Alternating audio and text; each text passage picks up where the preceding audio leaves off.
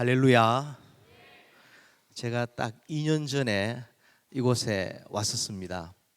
그때는 코로나 이 팬데믹이 아주 엄청나서 제가 서울에서 이렇게 3,000명 모이는 교회가 19명 스태프들만 앉혀놓고 이렇게 설교하고 이곳에 왔는데, 그때 우리 여기 진사옥 목사님 이렇게 찬양하는 거 보면서 얼마나 눈물을 흘렸는지 몰라요. 그때 그 감격을 잊을 수가 없는데, 그날 저녁에 우리 목사님께서 고기를 구워주시면서 제가 힘들지 않습니까? 굉장히 그때 핍박을 받고 있으실 때였는데 목사님 한마디를 하셨어요. 죽기밖에 더 하겠느냐, 어차피 죽을 건데. 그랬어요. 그 말이 제 마음에 새겨져서 그 이후로 어떤 이 코로나나 또 그 외에 어떤 일들 앞에서도 담대함을 잃지 않는 특별한 기회가 되었던 것을 알게 됩니다. 지난달이 저희에게는 이렇게 교회 창립 20주년이었어요. 그때 우리 목사님 오셔서 감사 성회의 큰 은혜를 우리에게 끼쳐 주셨고, 온 성도들이 목사님과 함께 사진 찍으려고 막 이렇게 줄을 서는 특이한 현상이 이렇게 있게 됐어요. 그래서 지금도 아마 이렇게 우리 세계로 교회 온라인 성도님들이 미국에 굉장히 이렇게 많이 있는 것으로 제가 알고 있어요. 어쨌든 제가 이렇게 세계로 교회와 우리 목사님을 생각할 때에 우리 조국을 떠나면은 미국으로 간 지가 한 20년이 되는데요. 애국자가 되는데 조국의 교회를 바라볼 때 참 안타까움도 있고 그러한데, 재작년까지 있었던, 재작년부터 또 작년까지 있었던 코로나 시기를 지나면서 정말 이 조국의 미래가 어떻게 될까? 우리 성경을 보면은 예배가 온전하면은 나라와 민족이 사는데, 예배가 실패하면은 다 무너지게 되는데, 저렇게 교회를 문을 닫고 예배를 못 드리게 하면은 과연 앞으로 미래가 어떨까 싶을 때에 남겨둔 자, 그루트기 같은 존재가 이 세계로 교회와 우리 손 목사님과 여러분이었다, 이렇게 믿으시기를 바랍니다. 하나님이 그것을 보시고 그냥 남은 자가 아니라 예배하는 남은 자를 보시고, 하나님 제일 싫어하는 것 우상 숭배인데, 우상 숭배하지 아니하고 하나님 앞에 예배하는 그들을 통해서 하나님 나라를 살리시는데, 우리 세계로 교회가 그 역할을 감당한 줄로 믿고 이렇게 하나님께 영광을 돌려드립니다. 여러분들 정말 큰일 하셨고, 앞으로도 세계로 교회가 이 예배와 또 교회 중심의 일들을 해나갈 때에 주께서 반드시 복 주시고 복에 복을 더하실 뿐 아니라 은혜 위에 은혜를 더하여 주실 줄로 믿습니다. 할렐루야. 그래서 저희 교회를 다녀가신 후에 이제 저희 성도님들도 많이 세계로 교회 예배를 보시고, 저도 그렇게 해요. 그럴 때 꼭 하고 싶었던 게 하나 있어요. 뭘 하니까 이렇게 목사님 설교하시다가 뭘 이렇게 주시더라고요. 저도 그걸 하고 싶어가지고 보니까 아까 여기 댄스, 워십 댄스 하시던 까만 옷 위에 입은 분 한번 나와 보세요. 네, 빨리 나와요. 시간 없어서. 이렇게 큰 건 아니에요. 이렇게 목사님 설교하실 때 보여주시더라고요. In God we trust. 우리 이 달러를 제가 주겠습니다.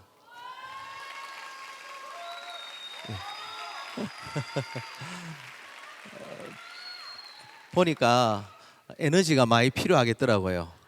그래서 맛있는 거 사 먹고 더 열심히 다윗처럼 춤을 추세요. 너무 좋아요. 우리가 이 아이들이 어디 가서 그러겠습니까? 나이트 클럽 가서 그러겠습니까? 술집에 가서 그러겠습니까? 그거 비하면 정말 하나님의 교회에 모여서 이 주일 오후에, 주일은 내 날이 아니에요. 주님의 날이고 10의 일은 내 것이 아니에요. 주님의 것이에요.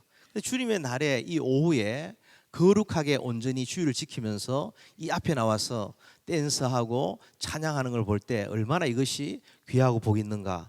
여러분들 정말 이 세계로교회 교인 된 것을 감사하시기를 주의 이름으로 축원합니다.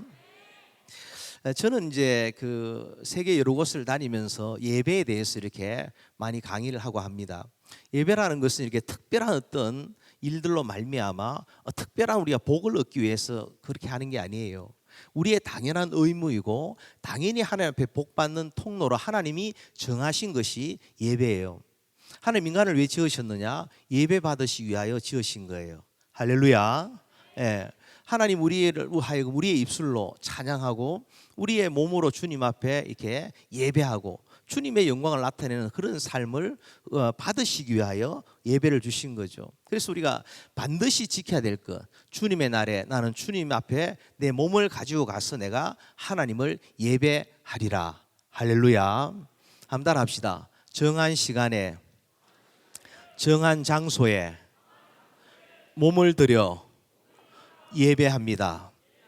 이 자리에 몸을 가지고 와야 돼요. 몸이 오지 않으면은, 예를 들어서 여러분들 교회의 모형이 노아의 방주인데 그 방주를 보고 노아 할아버지가 이렇게 방주로 들어오라고 했어요. 근데 마음은 할아버지가 원하는 그 방주 안에 있는데 몸은 방주 밖에 있는 거예요. 그리고 방주문이 닫혔어요. 그 사람이 살까요? 죽을까요? 죽는 거죠. 몸이 가야만이 마음도 가는 것이고 영혼도 가는 것이고 다 그렇게 가는 거예요. 우리 가정이라고 하면 또 예를 들어 보십시다. 가정도 이렇게 가족이 있잖아요. 가족만 있으면은 가정이 되는 게 아니라 가족이라는 사람들이 어느 곳에 모이는 장소가 분명히 있을 때에 가정이 되는 거예요. 그렇지 아니하고 만약에 우리는 가정을 이루는 가족이다 하고 그냥 뿔뿔이 널 흩어져서 한 번도 얼굴 보지 않고 모이지를 않는다. 그럼 뭐가 돼요? 가족은 가족인데 노숙자가 돼가지고 나중에 뿔뿔이 흩어진 가족이라고 말하지 않겠습니까? 그러다 보면 나중에 가정이라는 것도 의미 없이 무너져 버리고 마는 거예요. 그래서 우리는 주님 오시는 그날까지 반드시 주님 지키라고 한 그 예배를 잘 지키는 은혜가 있어야 할 줄로 믿습니다. 저 뉴욕에 이제 어느 목사님이 전해주신 소설 같은 그런 얘기가 있어요. 아버지하고 나이 차이가 14살밖에 나지 않는 아들이 있었다 그래요. 왜 그렇게 14살밖에 차이 나지 않을까요? 아버지가 이렇게 청소년 시절에 그냥 이렇게 그렇게 생명에 대해서 말할 수 없지만은 실수로 그러면 그렇게 어쩌다가 자신을 이렇게 낳았다는 거예요. 그러니까 항상 이 아들은 자기 인생의 운명에 대해서 그렇게 이렇게 만족하지를 못한 거죠. 왜냐? 아버지가 실수로 나를 낳았다. 나는 환영받지 못한 불행한 인생이다. 못난 인생이라는 생각을 하고 있었다는 거예요. 거기다가 이제 아주 어릴 때부터 이렇게 만사에 불평이 많았는데 아버지하고 이렇게 밖에 어디를 나가 보면은 아버지는 이렇게 얼굴이 길쭉하고 이렇게 머리숱도 많고 잘생겼는데 아들이 먼저 머리카락이 빠지기를 시작한 거예요. 그래서 이제 아버지와 아들이 이렇게 길을 가면은 사람들에게 우리 아들이라고 우리 아버지라고 부자지간이라고 소개를 하면은 사람들이 뭐라 하는가 하면은 농담하지 마세요. 농담하지 말라고. 그렇게 하면은 또 이 아들은 더 신경질이 이렇게 나는 거예요. 그러다 세월이 흘러가지고 이제 이 아들도 이제는 장가를 가게 되었고 나이도 조금씩 들게 되었는데 어느 날 이 아버지에 대한 불만이 막 폭발을 한 거죠. 자기 인생에 대한 불만이라 할 수가 있겠죠. 그리고 하지 말아야 될 페류나 같은 짓을 하고 말았어요. 술을 마시고는 아버지를 주먹으로 막 때린 거죠. 아버지를 향해서 뭐라고 말하는가 하면은 너하고 나하고 몇 살 차이 나냐 하고는 입에 차마 사람으로서는 담을 수 없는 그런 말을 막 내뱉게 된 거예요. 그때부터 이제 이 아버지는 이 아들이 무서워지기를 시작을 한 거죠. 그러니까 이제 나중에 아들이 여러 사람이 조언을 해가지고 그 아버지한테 잘못한 짓이라고 가서 용서를 구해라고. 그래서 이게 아들이 찾아와서 용서를 구해도 이 아버지는 용서가 하고 말고를 떠나가지고 이미 아들에 대한 두려움이 그 속에 자리를 잡고 있었다는 거예요. 그러다가 이제 이 아버지가 병이 들어가지고 이렇게 마지막 임종이 얼마 남지 않을 때가 됐어요. 근데 이제 그 시점이 됐을 때 이 아버지가 목사님에게 말하는 거예요. 어느 병원에 나를 이렇게 입원을 시켜주고는 아주 병원 깊숙한 곳에 가장 사람이 눈에 띄지 않는 그 병실에 나를 두고는 아무에게도 이것을 알리지 말라, 이런 얘기를 목사님이 한 거예요. 그래도 목사님은 이제 점점 이렇게 생명이 이제 끝이 나가니까 아들에게 전화를 해보고 또 아버지를 설득도 해봐도 아버지는 요지부동이에요. 아들도 웬일인지 전화가 잘 연결이 되지 않아 가지고 그렇게 쓸쓸히 이제 이렇게 마지막까지 화해를 하지 못하고 이렇게 아들이 무서워 가지고 그 병원 제일 깊숙한 병실 그 구석에서 그 아버지는 이렇게 운명을 하고 말았던 거죠. 마치 무슨 소설 같은 그런 이야기 아니겠습니까? 이걸 가리켜서 뭐라고 말하느냐? 한 가정이 무너져 내리는 안타까운 일이다, 그렇게 말할 수 있는 거예요. 가족 간의 용서와 화해가 되지 못한 것을 떠나가지고 이 가정의 질서가 무너졌다 이렇게 말할 수 있지 않겠습니까? 생명의 질서라는 것이 있고 영적인 질서라는 것이 있고 인간에게 주어진 어떤 우리가 거부할 수 운명적인 질서, 아버지와 아들이라는 그런 것이 분명히 있는데 이게 무너지고 나니까 사람이 사람에 대해서 부모와 자식의 관계가 이게 완전히 뒤죽박죽이 되는 것을 본다는 거죠. 이렇게 질서가 무너진 것을 뭐라고 말하겠습니까? 혼돈과 파괴라고 이렇게 말하게 되는 거예요. 이거는 이 질서가 무너졌을 때는 모든 관계를 아름답지 못하게 만들어 간다는 거죠. 그래서 아무리 친밀한 부모 자식 간에도 질서라는 게 있어야 한다는 거죠. 질서가 없으면 아름답지를 못한 거예요. 그 인생에는 분명한 질서가 있는 것이죠. 질서가 파괴될 때에 죄가 찾아 들어오고 마침내 멸망과 파괴가 나타나고 우리가 그런 소설 같은 얘기 들어도 막 인상이 막 찡그리잖아요. 그런 것처럼 아름답지 못한 결론을 맺게 된다는 거죠.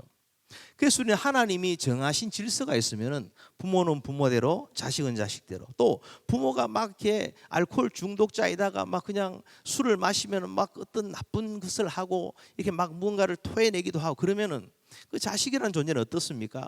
그런 부모라 할지라도 이렇게 아버지를 갖다 이렇게 업고 이렇게 집으로 올 수 있고 아버지를 아버지로 대할 수 있는 질서를 지키게 될 때 그냥 겉으로 보면 아주 추한 모습 같지만은 그것이 또 아름다워지는 것을 보게 되는 것이죠. 왜 그럴까요? 장차 그 아들을 하나님이 축복하시기 때문에 그런 거예요. 아버지가 아무리 못난 모습이어도 자식은 자식의 도리를 다할 때 하나님이 그 질서를 보고는 그를 축복하게 된다니까요. 그래서 보면은 자식은 반드시 부모를 닮아가게 돼 있습니다. 그런데 부모를 사랑하면요, 자식은 부모의 좋은 점을 닮아가요.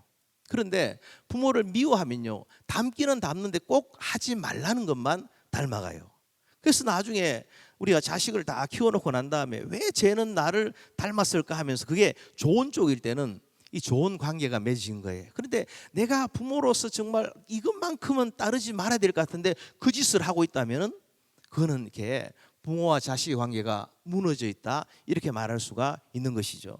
그래서 우리는 뭐든지 하나님이 세우신 질서에 순종하고 그 질서에 복종하며 나아가게 될 때에 모든 것이 아름다워지고 영광스러워진다 믿으시기를 축원합니다. 할렐루야. 성경의 예를 들어보면요, 그래요. 다윗이 죽을 때가 가까웠을 때 나이 들어서 이렇게 이불을 덮어도 몸이 따뜻해지지 않으니까 이 신하들이 동료를 갖다 이렇게 붙인 거죠. 젊은 여자 아이를 갖다 이렇게 부인으로 이렇게 맞이하게 한 거예요. 다윗이 그렇게 부부 관계를 갖다 가지고 했다는 그런 것은 없죠. 왜냐, 그렇게 몸이 뭐 움직일 수 없을 정도로 연약한 상태인데 뭘 어떻게 하겠어요. 근데 그 다윗이 죽었어요. 죽고 난 다음에 이 아도니아라는 이복 형제가 이 바세바라는 솔로몬의 엄마를 찾아옵니다. 찾아와서 이렇게 말을 하는 거죠. 이렇게 저 다윗의 그 부인이었던 그 동료를 나에게 주시오. 그러니까 바세바는 권력욕이 좀 있는 사람이에요. 아들이 잘 되길 바라니까. 그래서 이제 이 아도니아의 말을 가지고 솔로몬을 찾아간 거예요. 솔로몬이 어떻게 했습니까? 즉시로 그 형 아도니아를 쳐 죽여버리고 말았어요.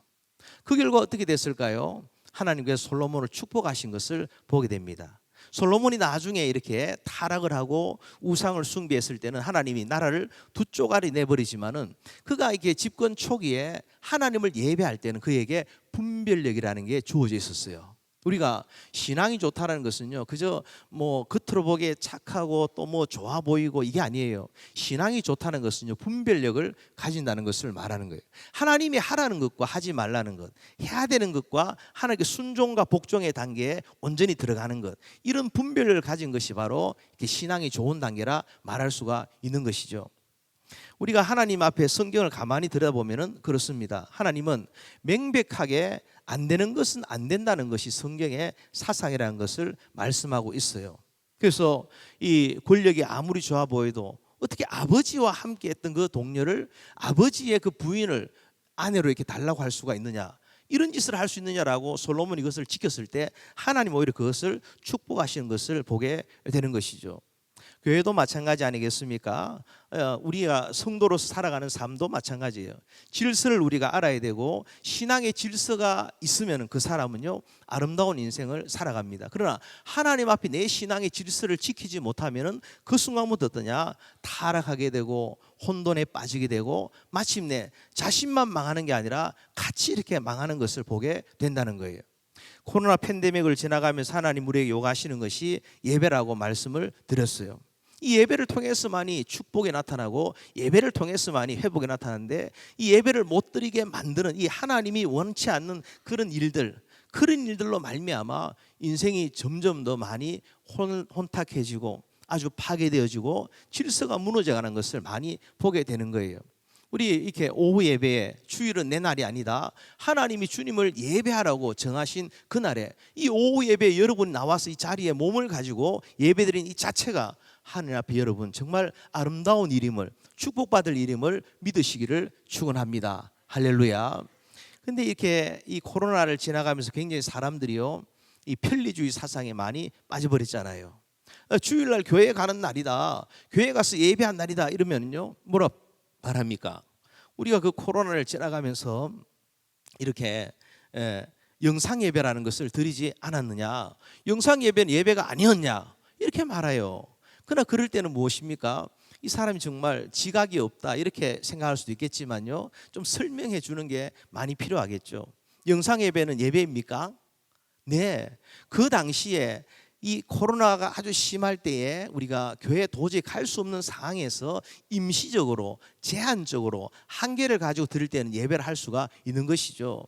예를 든다면 이렇게 우리가 신앙의 핍박이 있을 때에 이스라엘 사람들이 어디로 가서 예배를 드렸습니까? 카타콤이라고 지하 무덤에 가서 해골 바가지를 옆에 두고서도 이렇게 예배를 드렸어요. 네. 그리고 저기 제주도에 가면은 에월럽이라고 있는데 거기에 극동 방송국이 있는데 거기 지하에 가면은 전시관이 있어요. 그 전시관에 뭐가 있는가 하면은 이렇게 저 블라디보스톡에 극동 방송국에서 이렇게 단파 라디오 방송을 쏴가지고는 거기서 복음을 듣고 예수를 믿은 다음에 이 이불을 천을 이렇게 누비 퀼트 같은 거 있죠. 그래 누벼가지고 그 속에다가 11조라는 것을 집어넣어가지고 아니 자기 한 목숨 부지하기도 힘들게 그렇게 살아가는 노동자가 그 듣기만 하는 그 단파 라디오 방송으로 예수를 믿은 다음에 그 다음에 11조를 챙겨가지고 그것을 하나님의 것이라고 넣어가지고 보낸 편지와 그 내용물이 거기 전시되어 있는 것을 보게 되는 거예요. 그럴 때 우리가 지금 또 뭐 북한에도 그런 예가 있겠죠. 저 산 위에 올라가서 이렇게 땅굴을 파가지고는 거기서 성경책을 꺼내가지고 옛적 조상들이 보았던 그 예배를 드린다고 할 때에 그 예배 맞죠. 그러나 그것은 임시적이고 제한적이고 언제까지나 한계가 있는 것에 불과한 것이고 지금 우리가 몸을 얼마든지 움직여가지고 얼마든지 몸을 움직여서 주님의 교회가 이렇게 넓고 환하고 좋은데 이렇게 시원하고 아름다운데 이곳에 와서 예배드릴 수 있음에도 불구하고 나는 그냥 주님이 골방에서도 기도하라 했기 때문에 나는 골방에 들어가서 전화기 하나를 들고 난 예배를 드리겠다 한다면은 그것은 뭐예요? 그것은 참된 예배라고 할 수가 없다. 그리 말할 수가 있는 거예요. 그래서 골방에서 다 탈출해가지고 주님의 교회, 로컬 처치, 몸이 주님의 교회 가운데 눈에 보이는 교회로 보이지 않는 하나님을 보이는 교회를 통해서 나와서 진정한 예배를 드리셔야 할 줄로 믿습니다. 아멘. 네, 그런 것이죠. 우리가 하나님 앞에서 이렇게 최선의 예배를 드리는 거예요. 우리가 예배는 뭡니까? 하나님 사랑해서 드리는 거잖아요. 하나님 사랑하는 자는 예배하고 교회를 사랑하는 자는 전도하게 되어 있어요. 예, 우리 세계로 교회 모든 성도들이 그런 예배자, 그런 전도자 되시기를 축원합니다. 할렐루야. 그렇게 이제 교회에 와야 됨에도 불구하고 여전히 그냥 있다면 그것은 정말 게으른 것이죠. 게으른 거죠. 몸을 움직여야 되는데 몸을 움직이질 않는 거예요. 이게 게으른 것이죠. 그 성경은 게으른 것을 뭐라 말하냐? 악하다고 말해요. 악하고 게으른 것이라 말하고 그가 드린 예배를 과연 하나님께서 지금 내가 몸을 가지고 드릴 수 있음에도 불구하고 몸은 가지 아니하고 마음으로 그냥 생각으로 영으로 그냥 드린다고 하는 그 예배를 하나님 과연 받으시겠느냐 할 때 우리 굉장히 두려운 마음을 하나님 앞에 겸손히 무릎을 꿇어볼 수 있어야 한다는 것이죠. 우리는 오늘 말씀의 제목처럼요, 예배는 하나님 우리에게 복 주시기 위해서 길을 열어놓으신 거예요. 우리에게 생명의 복을 주시고 하나님과의 깨어진 관계의 회복을 보여주시고요, 또 예배를 드릴 때 이 삶의 다양한 문제들로부터 노인받는 그런 모든 좋은 복이 만복이 거느신 하나님께로부터 나오는 길이 뭐냐, 그 문을 여는 것이 뭐냐, 바로 예배인 줄로 믿으시기를 축원합니다. 오늘 그래서 이제 예배는 축복입니다, 이 제목을 가지고요 말씀을 보는데요, 욥이라는 한 사람이 등장하는 것을 보게 돼요. 물을 제가 한 잔 마실게요. 사실은 여러분과 저는 지금 운명적으로 지금 만나고 있는 거예요. 적당한 말은 아니지만 운명이라는 것은요, 이렇게 뭐 세상 말이지만 필연적으로 우리가 만났다는 거예요. 왜냐하니까 제가 이제 지난주에 미국에서 와서 이렇게 목포에서 뭘 드시겠습니까? 목포에 회를 먹으러 갔어요. 그럼 회 뭐 드실래? 하기 제가 당회 빼고 다 주세요 이랬어요. 그러니까 이제 거기 최고 좋다는 민어회를 갖다가 잡아주는데, 그 민어회를 갖다가 이렇게 먹고는 탈이 난 거예요. 그 입술도 지금 다 터지고, 제가 오늘 과연 오기로 약속은 했는데 올 수 있을까 이렇게 막 그냥 그랬었는데 왔잖아요. 근데 여러분들이 지금 이 자리에 계신 것도 하나님의 절대 주권 속에 되어진 거예요. 우리가 장로교인이 아니어서 참새 한 마리도 하나님 뜻이 아니면 떨어지지 않는다 했는데, 이 13시간을 비행기 타고 와서 이 자리에 서 있는 저와 여를 만날 확률이 도대체 몇 분의 몇일까요? 예, 그런 운명적으로 저와 여러분이 맞닥뜨렸다고 말할 때, 이때 우리가 기억해야 돼요. 하나님이 내 영혼에, 우리 가정에, 우리 가문에 주실 말씀이 있구나. 아멘입니까?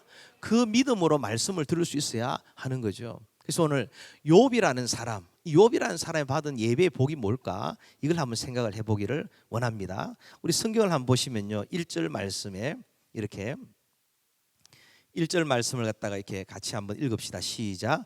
우스 땅에 욥이라 이름하는 사람이 있었는데 그 사람은 순전하고 정직하여 하나님을 경외하며 악에서 떠난 자더라. 아멘. 이 첫 번째 등장하는 게 뭐냐 하니까, 욥의 고향이 우스래요. 우스 땅이래요. 그러면서 이제 저 뒤로 물러가면 이렇게 5절 끝부분에 보니까요, 이렇게 3절 끝부분에 보니까 이 사람은 동방 사람 중에 가장 큰 자라. Great person이라고 이렇게 말하죠. Great person. Great란 말은 아주 좋다는 말이에요. 위대하단 말이에요. 그러니까 우스 땅에 사는 사람 욥, 그 욥은 이렇게 그가 동방 사람 가장 큰 자였다 이렇게 말해요. 또 그 다음에 이렇게 성격이 순전하고 정직하고 하나님 경외 악에서 떠난 자, 이렇게 쭉 설명을 하고 있어요. 그런데 가만히 보면 이렇게 어떤 사람에 대해서 고향은 어디고 성격은 어떻고 뭐 쭉 설명하는데, 가만히 들어보면은 그 사람 한마디가 그 사람의 모든 것을 대변할 수 있는 것을 알게 돼요. 그래서 누구 이러면은, 우리 뭐 제가 아는 이름이 진사홍 목사님이라서 진사홍 목사님은 이분 정말 찬양 열심히 뜨겁게 하시는 분, 뭐 이러면서 이렇게 청소년 사역 잘하시는 분, 이렇게 이제 기억이 되듯이 뭐 한마디, 그 한마디가 나머지를 다 설명을 한다는 거죠. 욥이라는 사람도 마찬가지예요. 욥의 캐릭터와 이름에 대한 내용들이 쭉 이렇게 등장하는데, 그게 보면 이렇게 한마디 단어가 있어요. 하나님을 이렇게 경외하며라는 말이 있어요. 1절에 경외한다는 그 말이 나머지를 다 설명하는 그런 내용이 된다는 거죠. 근데 경외한다는 것이 뭐냐 하면요, 예배한다는 말인데, 이거는 사람 앞에 설 수가 없는 말이에요. 사람 앞에 서면 그 사람이 우상 노릇을 하게 돼 있어요. 저 북한에 가보면은 하나님 대신에 이렇게 김일성 이름을 넣어가지고 친애하는 경외하는 지도자 뭐뭐뭐 동지 뭐 이렇게 하잖아요. 친지 김동이라 하고 뭐 그렇게 하잖아요. 그 사람 지금 뭐 하고 있어요? 지금도 그 장대인 교회 땅이 무너진 위에 동상을 써가지고 아직도 손 들고 이렇게 서 있어요. 김일성 동상 아닙니까? 그 손 좀 빨리 내리도록 우리가 많이 기도해야 될 줄로 믿습니다. 근데 사람 앞에 설 수 없어요. 쓰면 안 돼요. 그럼 누구 앞에 서느냐? 하나님 한 분에게만 설 수 있는 말이 경외한다는 말이에요. 그냥 하나님, 우리 예배의 대상은 유일하신 창조주 삼위일체 하나님 한 분밖에 우리 예배 대상이 없음을 믿으시기를 주의 이름으로 축원합니다. 그러면서 이제 그 사람을 쭉 설명을 하는데요, 첫 번째가 뭡니까? 그의 고향 땅이 우스다. 그리고 그는 위대한 great person이라. 그럴 때에 이 사람에 대해서 아는 게 뭐냐? 욥이 사는 우스라는 땅은 참 복받은 땅이구나, 이걸 우리가 짐작하게 되는 거예요. 어떻게 그럴까요? 이유는 그것이죠. 하나님을 잘 섬기는 사람이, 하나님께 복을 많이 받은 사람이 어느 지역에 살고 있어요. 그러면 그 지역이 복받은 땅이 되는 게 정상이라는, 아주 노멀한 그런 일이라는 것을 말씀하는 거예요. 왜 그럴까요? 하나님의 복을 많이 받은 장로님이 어느 지역에 사시는데, 어느 동네에 사는데 장로님만 잘 살고 장로님만 크게 복을 받고 나머지 주변은 다 망했다더라, 싹쓸이 거지가 됐다더라, 이렇게 말할 수는 없다는 거예요. 이게 성경적으로 맞지가 않다는 거예요. 왜 그러냐? 하나님의 복을 받은 사람은, 하나님을 예배함으로 하나님 복을 받은 사람은 그 사람이 사는 그곳에서 하나님의 복이 아주 이기적이거나 아주 개인적이지 않기 때문에 그 복이 차고 흘러 넘칠 수밖에 없고, 마침내 그래서 그 자신뿐 아니라 자신의 가정, 가문, 자손뿐 아니라 그 주변을 다 바꾸고 다 변화시키고 다 복되게 만들어 간다, 믿으시기를 축원합니다. 그래서 주님의 복은 뭡니까? 흘러 차고 넘치고 나누고 베풀고 섬겨도 모자람이 없는 것 아니에요. 제가 아침에 이렇게 8시에 대구에서 출발해서 운전해 오면서 여기 부산 신항 팻말을 딱 보니까요, 마치 저기 세계로 교회가 저기 나를 기다리고 있는데, 안 기다렸지만 그죠? 하나님 아버지 집에서 아버지가 나를 기다리고 있는데, 그 세계로교를 향해서 부산 신항 글자가 딱 보니 이게 어떻게 느껴지냐? 시온의 대로처럼 느껴지더라고요.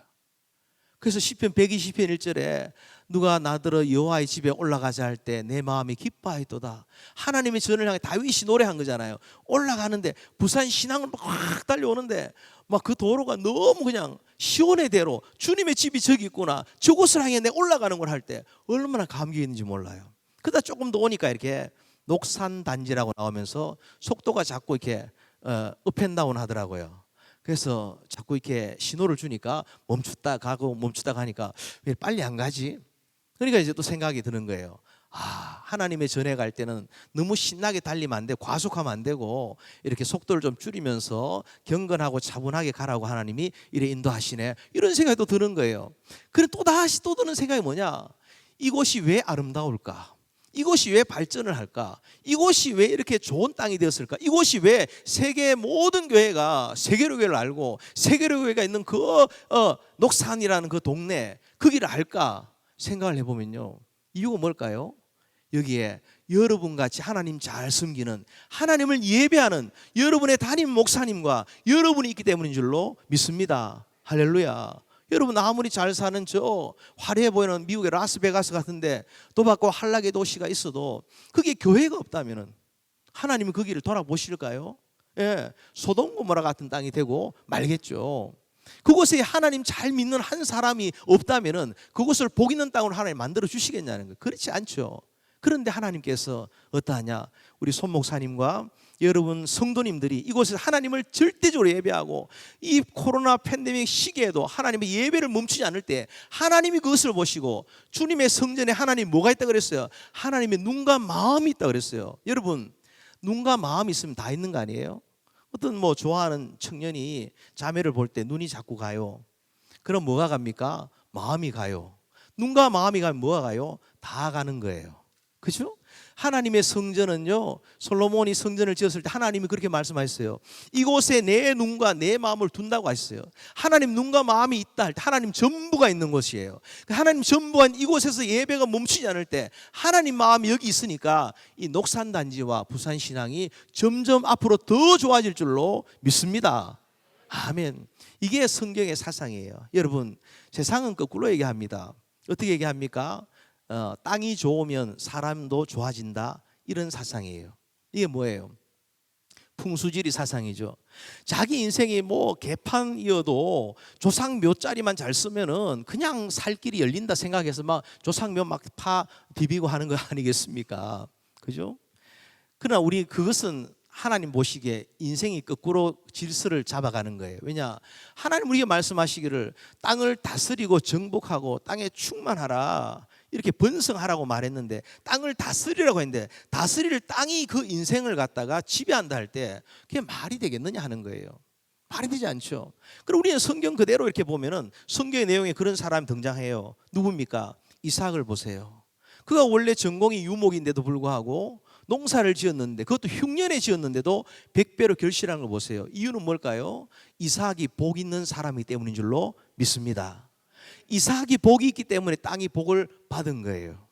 또 누가 있습니까? 요셉이라는 사람이 있죠. 요셉이 하나님 앞에 두려워 떨 수 있는 코람데오의 사람이니까 그가 발길 닿는 곳마다 보디발 집이 복을 받고, 그가 억울한 일을 당해서 이 죄수가 되어서 감옥에 들어가서 감옥의 형편이 좋아지고 나중에 나라 전체가, 애굽 나라 전체가 복을 받는 것을 보지 않습니까? 그럼 중요한 건 뭐예요? 땅이 중요한 게 아니라 사람이 중요하다는 거예요. 달리 말하면은 사람이로 말할 때 그 누구가 중요한 게 아니라 나 자신이 가장 중요하다. 할렐루야. 내가 하나님을 예배하고 내가 하나님을 진심으로 온전히 섬기면은 이 내가 살아가는 땅이, 우리 집안이, 우리 가문이 복을 받을 수밖에 없다. 복을 받지 않는 게 이상하다. 이렇게 생각을 하셔야 되는 거예요. 여러분, 이렇게 사도행전 16장 31절에 뭐라 되어 있습니까? 이렇게 누구 외울 수 있는 분 있나요? 예. 주 예수를 믿어라. 그리하면 너와 내 집이 구원을 얻으리라. 아멘입니까? 예. 예수를 믿는다는 것이 그 사람 예수 잘 믿더니 혼자 잘 믿고 독야청청하고 혼자 잘 믿어서 그냥 복 받았다, 이렇게 끝날 수가 없다는 거예요. 그 사람이 진짜 예수를 잘 믿었으면은 어떤 일이 있었냐? 반드시 그가 그렇게 좋아하는 예수를 이웃에게, 가정에게, 남편에게, 자식에게 전할 수밖에 없다라는 거예요. 영향력을 가질 수밖에 없어요. 전염성을 가질 수밖에 없어요. 그래서 그 사람만 복 있는 존재가 아니라 제대로 예수 믿을 때에 주변 전체를 변화시키는 능력이 된다. 믿으시기를 축원합니다. 그런데 나는 엄마 뱃속에서도 예수 믿었고 3대 4대를 가도 예수를 믿었는데 내 인생에 왜 이런 변화가 없을까? 왜 이렇게 여전히 거지 모양을 하고 살아가는가? 왜 이렇게 구질구질한가 싶을 때요, 하나님 앞에 다시 주님 앞에 무릎 꿇어 보셔야 돼요. 주님, 내 예배가 온전합니까? 왜냐? 주 예수를 믿으라 하는데 가만히 보니까요, 그런 영향력이 있어야 되는데 왜 없느냐? 왜 그렇게 오래 믿은 권사님 남편이 그렇게 예수를 갖다가 제대로 믿지를 못하고 사람이 변하지 않을까? 왜 믿는 집안의 자식들이 왜 이럴까 할 때 부모가 먼저 가슴을 치고 참 기도할 수 있어야 되는 거죠. 주 예수를 믿으라 했는데 주 예수가 아니라 종 예수를 믿는 분들이 많이 있어요. 자기가 다 플래너가 돼가지고 모든 걸 계획해요. 자기가 깃발 들고 앞서가요. 주님 뒤따라오라는 거예요. 그 주님 필요할 때마다 주님 마치 ATM 머신기에 그냥 돈 찾듯이 내놓으세요 하듯이 그렇게 한다는 거죠. 또 한 가지 이유는 뭘까요? 주 예수를 믿으라 하는데 제대로 믿는 게 아니라 지독하게 믿는 게 아니라 뭡니까? 대충 믿는 거예요. 그러니까 주 예수를 제대로, 주님 예수를 지독하게 믿을 때에 그 집안에 막둥이가 예수를 믿어도 막둥이 하나 때문에 집안 전체가 다 복음화 되는데, 그런 간증 많잖아요. 근데 불구하고 그 예수를 주님으로 모시지 못하고 종처럼 여기고 이웃집 아저씨가 이야기하는 것처럼 여기고 거기다가 지독하게 믿지를 못하니까 믿음의 역사가 없는 것은 아닌가, 우리 돌아볼 필요가 있는 거예요. 나라와 민족도 마찬가지죠. 열왕기 역사를 쭉 보면요, 하나님 딴 거 안 보세요. 예배 잘 드리는 왕, 그 나라는 하나님이 축복하셨습니다. 그러나 예배가 실패한 왕이 있을 때는 하나님이 하늘 문을 닫아버리세요. 비가 내리지 않죠. 3년 반 동안 우로가 내리지 않죠. 아하방 때에. 그러니까 비가 내리지 않으니까 하늘 문이 닫히니까 가뭄이 오고, 가뭄이 오니까 농사를 못 지어서 흉년이 오고, 흉년이 오니까 나중에는 기근이 찾아와서 먹고 살기 위해서 떠도는 인생이 돼버리고 많은 것을 본다는 거예요. 마치 세컨 선이 집을 나갔다가 이렇게 돼지가 먹는 지엽 열매도 먹지 못하고, 그러나 아버지 집으로 돌아왔을 때 모든 게 회복되었듯이 하나님께로 돌아오지 아니하고 예배가 회복되지 아니하고는 우리 가정도, 가문도, 나라도, 민족도 아무 소망이 없다. 우리가 분명히 믿으셔야 할 줄로 믿습니다. 그런데 오늘 욥을 보니까 하나님을 경외하며 라는 것을 보니까, 하나님을 경외하니까 하나님 복을 주셨는데, 그래서 이 사람이 진실한 하나님 예배자이기 때문에 우스 땅이라는 곳이 복을 받았겠다, 우리가 능히 짐작하게 된다는 거예요. 자, 두 번째 또 복이 뭔가를 보십시다. 그 사람은 순전하고 정직하여, 이렇게 말하고 있죠. 1절에 순전하고 정직하여, 한번 따라 합시다. 순전하고 정직하여. 이것은 뭡니까? 사람의 내적인 어떤 성품을 말하는 거예요. 그러니까 욥이 타고난 성품이 좋았다가 아니라 어떻습니까? 하나님을 경외하는 예배자로 살다 보니 성품의 온전한 변화를 이루었다 말하게 되는 거예요. 신앙이 좋아진다는 것은 뭘 말하는가 하면요, 변화를 말해요. 말씀에 씨앗이 떨어지면은 씨앗이 싹이 나고 꽃이 피고 열매가 맺히잖아요. 이 변화잖아요. 근데 신앙이 당연히 변화될 땐 열매가 맺혀가지고 그 열매의 맛을 느끼고 향이 나게 돼 있어요. 그런데 그 열매를 갖다 온전히 맺지 못할 때, 변화되지 못할 때 어떠냐? 변질돼 버려요. 변질되고 나면 뭐 어떤 일이 있어요? 악취가 나요. 예수를 그렇게 오래 믿은데 불구하고 어떤 사람이 옆에 오는 걸 싫어한다거나 또 이렇게 옆에 가서 뭘 하기를 갖다가 함께 하기를 두려워하고, 예수를 그래 오래 믿어봐도 별 소용없더라, 불가원 해야지 교회를, 이렇게 생각하는 이 사람은 어떻습니까? 변화되지 못한 사람이라 할 수가 있는 거죠. 근데 가만히 보면은 우리가 흔히 이런 말 하잖아요. 저 집사님은 신앙은 좋은데 성질이 괴팍해. 전문 용어로 이렇게 성질이 더러워, 이렇게 한다면은 이게 과연 가능한 얘기냐 하는 거예요. 가능할 수가 없다는 거죠. 신앙이 좋다는 것과 하나님을 온전히 예배한다는 것과 성격이 좋지 않다는 것은 맞을 수가 없다는 거예요. 그래서 우리가 진짜 온전한 예배를 드리고 나면은 어떤 일이 있냐? 하나님 앞에 그 변화의 열매가 있어야 한다는 거예요. 그런데 가만히 보세요. 또 신앙이 좋다는 걸 어떻게 또 표현할까요? 성령으로 충만하다고 표현해요. 성령이 충만하면은 뭐가 맺혀요? 성령의 열매가 맺히죠. 성령의 열매가 뭐예요? 9가지가 사랑, 희락, 화평, 오래 참음, 자비, 양선, 충성, 온유, 절제하네요.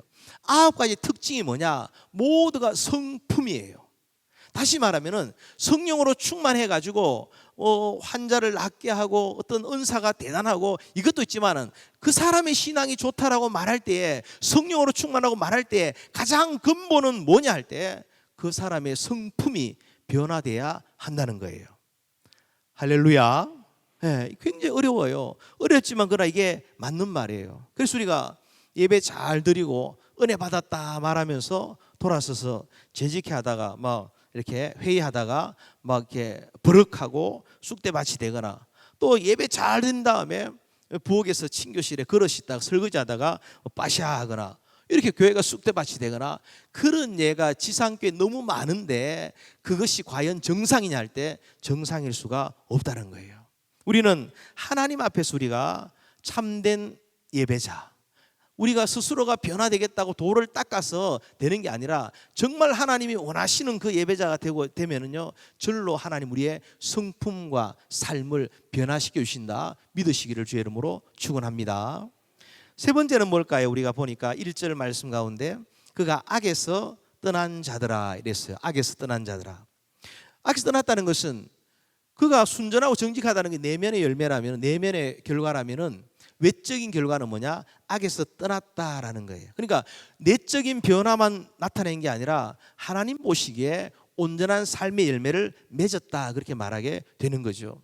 마음의 생각이 이렇게 말이 되고, 말이 행동이 되고, 행동이 습관이 되고, 습관이 운명을 결정하는 것 아니겠습니까? 인생을 결정하는 거죠. 그럴 때 이 내적인 그 하나님 앞에 받은 그 내적 변화의 열매들이 밖으로 행위로서 드러났다는 것을 말하는 거죠.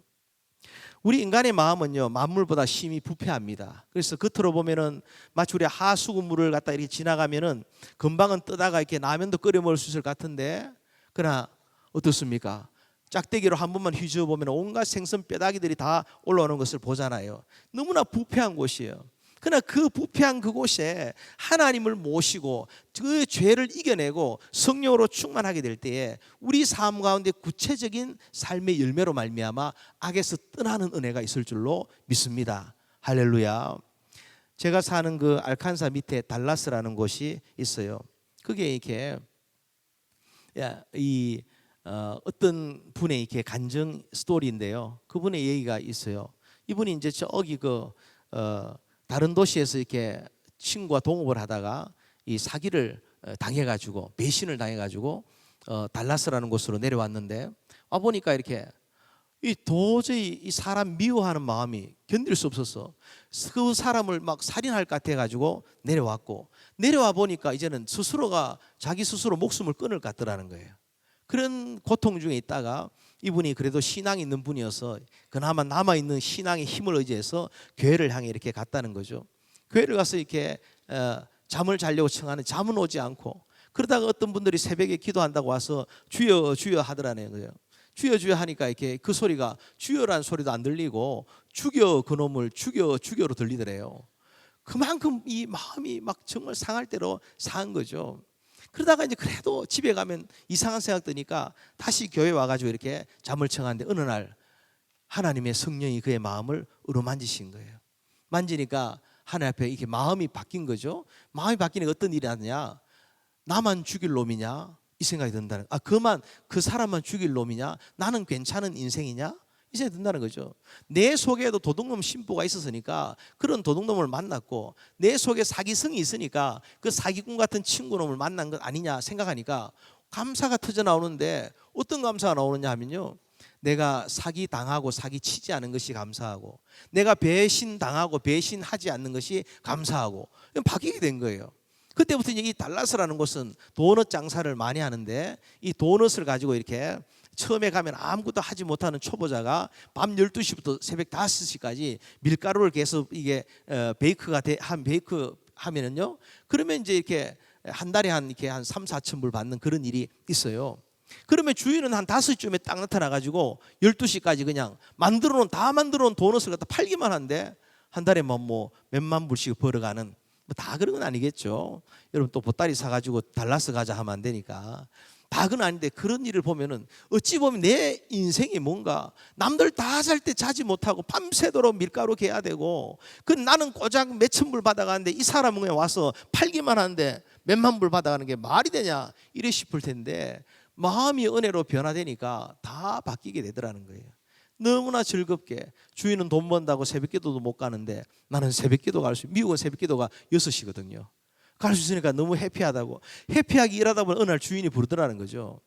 너무 즐겁게 일하고 최선을 다해 주니까 당신을 내가 신뢰한다고, 그러면서 자기 가게를 갖다 맡아달라고, 나에게 얼마만 주고 당신 가져라고 하더라는 거예요. 할렐루야. 하나님 전에 오기만 해도, 예배자를 지키기만 해도 아버지가 다 알아서 우리 마음을 바꿔주시고, 마음만 바꿔주시는 거 아니라 삶의 어떤 열매까지도 하나님 주장하신다 믿으시기를 주의 이름으로 축원합니다.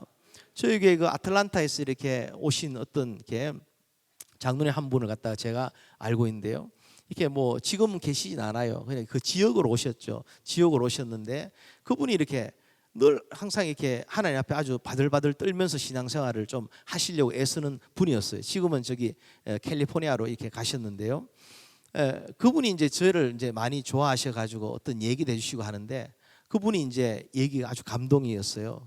이분이 이제 그로서리 가게를 하다가 남한테 이렇게 팔고 잘해주고 왔는데, 괜히 시비를 가지고서 이렇게 이야기를 하니까 다 물려줘야 될 형편이 된 거예요. 그럴 때 이분이 끝까지 참으시다가 한마디에 다 넘겨줬다는 거예요. 그 한마디가 뭐냐, 장로가 왜 이래, 그 말 한마디에 하나님 영광 가리우지 않으려고 다 그냥 이렇게 모든 것을 다 그냥 틀어버리듯이 했다고 얘기를 하더라고요. 그 말에 목사인 제가 얼굴이 화끈하면서 막 그런 생각이 들더라고요. 그럼 이분의 중심에 뭐가 있을까? 정말 성령 하나님이 계시고 하나님 앞에 예배할 때마다 발발 떨 수 있는 그런 심령이 되니까, 하나님이 이 사람을 갖다가 정말 모든 것에서 이렇게 복되게 만들어 가시네. 하나님의 영광 가리면서 할까, 우리에게는 아무것도 없어요. 하나님 영광 가리면서까지 우리가 벌 수 있는 것도 없고요, 공부할 이유도 없고요, 세상에 어떤 것도 가질 이유가 아무것도 없는 거예요. 이 영광이라는 게 다르게 표현하면 뭘까요? 하나님을 예배하는 것을 포기하면서까지 내가 돈을 벌어야 되고, 하나님을 예배하는 걸 포기하면서까지 공부를 해야 된다면은, 내 인생의 목적을 이루어낸다면은 차라리 하지 않는 것이 훨씬 더 나은 것이 아니냐, 그 생각을 하게 된다는 거죠. 특별히 한국 같은 경우에는 이렇게 뭐 미국은 마지막 학교가 어디냐가 중요하지만, 한국은 이렇게 들어가는 학교에 따라 평생이 좌우되잖아요. 그래서 어떤 이제 고등부 사역자가 저희 친구가 있었는데, 이렇게 고3이 되니까 부모가 찾아오더래요. 이렇게 1년은 아시죠? 안 보냅니다. 뭐 그렇게 하니까, 그 권사님이 그렇게 하니까 어떻게 하겠어요? 그냥 이렇게 멀뚱히 그냥 애가 나오질 않더라는 거예요. 애가 이제 공부를 열심히 해가지고 신촌에 있는 학교를 갔다 그래요. 신촌에 있다고 해서 촌 학교는 아니에요. 그 좋은 학교 있잖아요. 거기 갔어요. 엄마가 얘기를 하는 거예요. 얘야 이제 교회 가야지 하니까 아이가 하는 말이 뭐냐? 저도 알 거 다 알아요. 이러지 마세요. 이렇게 한다는 거예요. 어떻게 된 겁니까? 하나님 중심으로 하나님의 영광, 하나님을 예배를 포기하면서까지 하게 될 때 하나님은 더 많은 것을 로스트하게 되는 그런 것을 갖다 보게 된다는 거예요. 우리 인생이 온전하고 복되고 우리 가정 가문이 은혜로 충만하고 주님의 은혜를 영원히 누릴 수 있는 길이 뭘까 생각하면 가장 첫 번째 여러분의 예배를 점검하셔야 되고 하나님의 영광을 가리우지 않는 참된 예배자의 삶을 내가 살고 있는가를 돌아보셔야 할 줄로 믿습니다. 할렐루야. 그 다음 또 보십시다. 마지막에 또 보면요, 그가 이제 예배를 드리는데 3절로 가보시면요, 3절로 그 소유물은 양이 7천이요 약대가 3천이 이렇게 쭉 등장하고 있는 것을 보죠. 우리가 보면은 여기서 이제 또 예배자에게 하나님 주시는 복이 뭐냐 이렇게 보면요, 바로 이렇게 물질의 복을 하나님 주신다라는 것을 알게 돼요. 물질의 복을요. 근데 이 물질이 많기만 해서 복이 된다면은 그거는 뭐예요? 뭐 기복신앙과 다를 바가 없는 거죠. 다다 익선 많기만 하면은 복이다 하면은. 근데 그것이 아니라 요 말씀을 보면요, 두 가지를 알 수 있어요. 첫 번째는 뭡니까? 이 욥이 받은 물질의 복이라는 것은 양이 제일 먼저 등장하는 것을 보게 돼요. 양이란 뭐예요? 하나님께 드릴 재물을 말하는 거예요. 그러니까 어떤 기준을 가지고 볼 때에 내가 물질이 많아졌다 이 기준이 아니라 내가 하나님께 드릴 것이 많아졌구나 이런 관점으로 전환할 수 있는 은혜가 있어야 되는 거죠. 그럴 때 어떤 사람이 사업이 잘 안 돼요. 비즈니스 잘 안 돼요. 그럼 잘 안 되는 것 때문에 이렇게 그냥 경제가 나빠서 뭐 대통령이 뭐 뭘 못해가지고 어떤 분은 이렇게 사업이 안 돼서 신방을 가보면은 담임 목사님이 기도를 덜 해서 그래요. 이렇게 쪼크를 하기도 해요. 심장이 무너지더라고요. 어쨌든 막 그렇게 이제 모든 것을 갖다 여러 가지 환경을 댈 게 아니라 근본적으로 뭡니까? 내가 비즈니스가 안 되는 것은 하나님께 드릴 재물이 줄어드는구나. 그것 때문에 마음 아파서 주님 앞에 나와서 기도할 수 있다면은 그 사람 반드시 하나님이 더 좋게 회복시켜 주실 줄로 믿습니다. 설령 막 가게가 막 문을 닫는다 하더라도 여러분 구멍가게 망해야지 기업이 되는 거 아니에요? 대기업이 계속 구멍가게가 좋아가지고 구멍가게 붙들고 있으면은 될 일이 뭐가 있겠어요? 하나님은요 정말 응답이 정확하신 분이에요. 내가 하나님을 예배하고만 있다면은, 하나님의 교회를 죽도록 사랑하고만 있다면은, 하나님 사랑하는 마음으로 예배하고 있다면은, 되는 안 되든 내가 기도하고 있다면은 내가 원하는 그 결론이 나타나든 나타나지 않든 상관없어요. 합력하여 하나님 반드시 선을 이루어 주실 줄로 믿습니다. 두 번째는 또 보니까요, 하나님을 예배하는 자로서 욥이 받은 복은요, 양이 7천, 약대가 3천, 소가 500 구체적으로 말하잖아요. 이것은 뭡니까? 정말 하나님을 제대로 믿고 지독하게 믿고 주님의 복을 받은 사람들을 보면은 그 사람 대충 예수 믿더니 대충 복을 받더라 두리뭉실하게 말하지 않는다는 거예요. 무슨 말입니까? 누가 봐도 정확하게, 누가 봐도 명백하게, 누가 봐도 확실하게 하나님을 저렇게 섬기더니 하나님이 저렇게 잘 되는 복을 주셨구나, 이걸 갖다 알도록 인도해 가신다는 거예요. 믿으시길 주의 이름으로 축원합니다. 할렐루야. 그 다음 다섯 번째 마지막을, 진짜 마지막을 보겠습니다. 우리 목사님이 짧게 설교해야 잘한다 했는데 최대한 짧게 하려고 애를 쓰겠습니다. 자, 2절 말씀에 보시면요, 그 소생은 남자가 7이요 여자가 3이며 마지막 욥이 받은 복이 뭐냐, 이게 정말 중요해요. 자녀의 복을 받았다는 거예요. 자녀의 복. 여기서 볼 때에 자녀가 10남매를 뒀으니까 자녀가 많은 복이냐? 물론 복이죠. 전통에 가득한 화살처럼 옛날에는 많이 나가지고 하나만 잘 우뚝 솟으면은 나머지는 다 잘 되잖아요. 그러면 특별히 첫째에게 막 그냥 맞이에게 막 공을 들인 이유는 뭡니까? 맞이가 잘 되면 둘째, 셋째, 넷째가 아까 오전에 목사님 말씀하신 것처럼 이렇게 애가 애를 가르치면서 쭉 그냥 다 잘 되는 것을 보게 되는 거죠. 그런데 그것만이 복이냐 질문해 보면은 그것만으로는 사실은 좀 약하죠. 그럼 뭡니까? 오늘 이 남자가 7 여자가 3이라는 것은 그 속에 뭐가 있습니까? 그 뒤에 나타나는 4절과 5절의 말씀을 볼 때에 믿음으로 양육한 자녀이기 때문에 예배 가운데 양육한 자녀이기 때문에 이 자녀가 복 있는 자녀가 된 거예요. 할렐루야. 우리 인생에 두 가지 실패하면요, 인생은 좀 실패라고 말할 수 있어요. 첫째가 뭐냐, 신앙농사 실패하면요 좀 어렵습니다. 좋다고 말하기가. 신앙농사는 뭐예요? 내가 마지막 죽음의 순간이 다가오는데 이렇게 내가 어디서 눈을 뜰지 모를 때, 염라대왕 앞에 눈을 뜰지, 옥황상제 앞에 눈을 뜰지, 주님 앞에 눈을 뜰지, 이렇게 막 나이가 드실수록 어린아이 같은 신앙이 돼가지고 마치 아기가 엄마 품에 덥석 안기듯이 주님 품에 안겨야 되는데, 마지막에 가도 그냥 주님에 대한 확신이 없어가지고 막 벽을 막 벅벅 긁다 손가락이 빠지고 막 나 못 살아 하고, 또 어느 날 보니까 저기 뭐 까만 옷 입은 세 사람이 날 데리러 왔다 하고 이상한 소리 하거나 뭐 그렇게 한다면은 이분의 신앙 농사가 제대로 어렵구나 이 생각을 하게 되는 거죠. 네. 두 번째는 뭘까요? 자식 농사라는 거예요. 근데 그 자식 농사라는 게 뭡니까? 다시 말하면은 하나님 앞에서 온전한 자식이, 내가 죽음의 순간이 다가오고 내 당대가 끝이 나가는데 자식들이 여전히 저 세상 밖에서 방황하고 있다면은 도대체 내 인생은 뭐 하러 살았느냐 싶은 마음이 든다라는 거예요. 그래서 정말 복 있는 노인분들이 이렇게 항상 자녀들을 위해 기도할 때 자녀 손까지 위해서 기도하고, 그들의 삶이 항상 교회에 백향목처럼 뿌리가 박혀가지고 하나님 앞에 어린 감람나무처럼, 지금은 어리지만 장차 자라서 감람나무 감람류를 통해서 빛을 발하듯이 온 세상을 밝히는 존재가 되라고 그렇게 기도하게 된다는 거죠. 근데 욥을 보세요. 욥이 왜 이렇게 복 있는 자녀를 10남매를 두었다 이렇게 말할 수 있고 이게 복이냐 할 때 4절을 보시면요, 예, 그 아들들이 자기 생일이면 자기 집에서 잔치를 베풀고 누이도 청하여 함께 먹고 마시고 난 다음에 잔칫날이 지나고 나면 욥이 그들을 불러다가 뭘 했다고요? 번제를 드리는데 명수대로 번제를 드렸다는 거예요. 그러니까 그냥 대충 이렇게 퉁치듯이 그렇게 예배하고 지나가는 게 아니라 한 명 한 명 각자에게 재물을 가지고 각각의 죄를 가지고 주님 앞에 혹여라도 범죄함이 없었는지 하나님 앞에 예배하자고 나아갔다라는 것을 말씀하고 있는 거예요.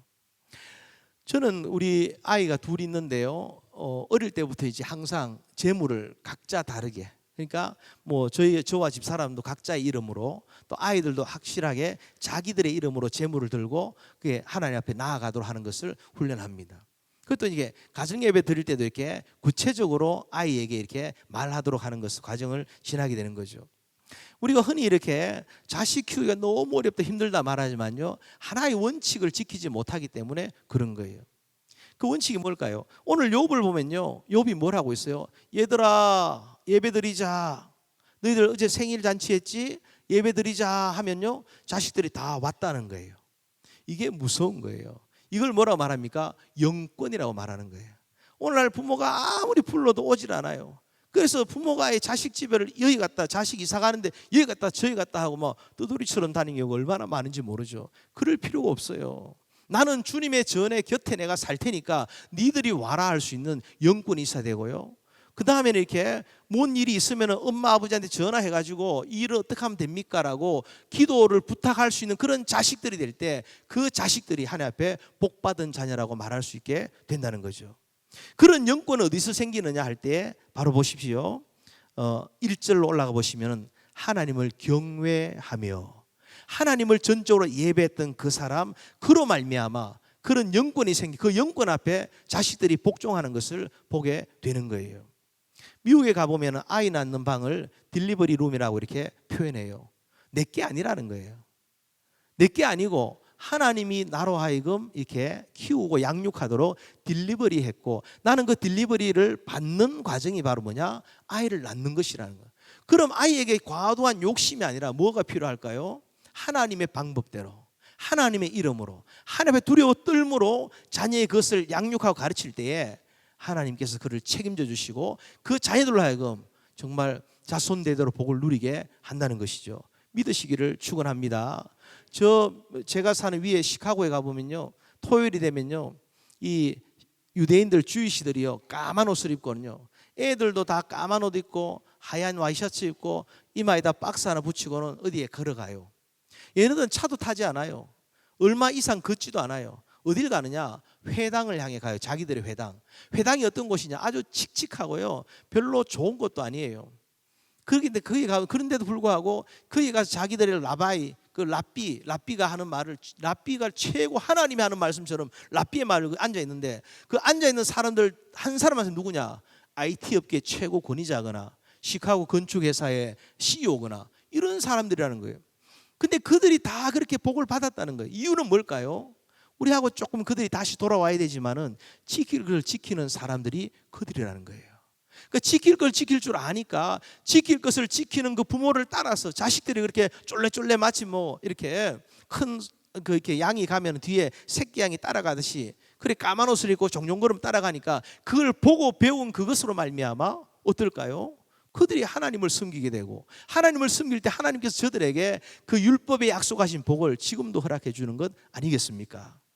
저와 여러분이 율법으로 아이들을 양육하는 뜻이 아니에요. 우리는 은혜의 세계를 이미 알고 있고 그리스도의 은혜를 이미 누리고 있기 때문에. 그럼 우리는 뭘 할 것이냐? 다시 돌아보면요, 구약이나 신약이나 주이시나 우리나 다 모두가 한결같이 하나의 공통적인 것, 그게 뭐냐? 하나님을 예배하는데 두려움을 가지고 나아가야 한다는 거죠. 그 김선도, 김홍도, 김국도 그 감리교회 아주 거승 같은 목사님들을 그 키우신 이숙녀 전도사님 얘기를 보면요, 이분이 피난을 와가지고도 뭘 하냐? 아이들 앞에서 철모 2개를 놔두고 부산에서 하나는 생활비, 하나는 11조, 이건 하나님의 것, 손대면 안 돼, 이걸 가르치고요. 목사님이 신방으로 와가지고 이렇게 정성을 다해서 고기를 구워서 드리면은 아이들이 밖에서 막 이 머시매들이 이게 목사님 얼마나 남겨놓을까 하고는 기다리고 있다. 목사님이 딱 가시는 날, 가시는 순간 방문을 확 열고 뛰어들어가는 거죠. 고기 남은 거 먹으려고. 근데 목사님이 깨끗하게 비워 가신 거예요. 그럴 때 실망스러운 눈길을 가지는 이 아이를 향해 그 이숙녀 전사님이 그랬다는 거죠. 국도야, 선도야, 홍도야, 걱정하지 마라. 하늘나라에 다 쌓아놨다. 할렐루야.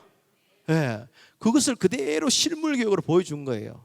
그럴 때 하나님께서 그들을 통해서 정말 영광 받으신 그분이 하나님이 모든 좋은 것을 허락해 주셨다, 우리가 보게 되는 것이죠. 오늘 보면은 지킬 걸 지키지 못한 게 너무 많아요. 집안이 가난해도요, 이렇게 자식들이 아버지 숟가락 들기 전에 숟가락 안 들고 아버지 밖에서 돌아오시면은 인사할 줄 알고, 그러면요 집안이 가난해도 그 집안에 자녀들 데려다가 지킬 것을 지킬 줄 아는 기본기가 돼 있다는 거예요. 기본기가 돼 있는 걸 보고는 데려와서 부잣집에서 며느리 삼고 사위 삼고 하는 것 아니겠습니까? 근데 이게 오늘날 얼마나 많이 무너졌습니까? 이렇게 뭐 아버지가 밖에서 들어왔는데도 불구하고 그냥 자식들은 그냥 공부한다고 막 있고 조용히 하라고 소리나 지르고, 그 부인도 그냥 남편 보고 막 조용히 하라고, 이제 그게 자식이 뭐가 돼요? 우상이 돼가지고 나중에 이렇게 영어 이름도 길다란 영어 이름 적힌 아파트에 살면서 찾아가지도 못하고, 요즘엔 다시 바뀐다 하더라고요. 제가 어제 보니까 대구에도 새로 지은 아파트에 들어갔는데 관리사무소 이름이 없어요. 뭐라 적혀놨는가 하면 인포메이션이라 적혀 있어요. 인포메이션. 할머니들 알까요? 그래놨더라고요. 그러다 요즘 좀 바뀌었다. 왜냐하니까 너무 읽을 줄 모르니까 신우까지 데리고 온다고 이렇게 좀 쉬운 이름으로 바뀌어 간다 그래요. 그날이 속히 오리라. 예. 그러나 여러분, 지킬 걸 지켜야 돼요. 음친스라에 효자 난다고요. 우리 목사님처럼요, 좀 강해 보이셔도 이런 분이 계셔야 리더십이, 우리 영적 리더십을 가지게 되고요, 영적 리더십 속에 여러분이 살아갈 때요, 묶인 것 같은데, 매인 같은데 이게 사실은 진리 안에 자유를 누리는 길이 되는 거예요.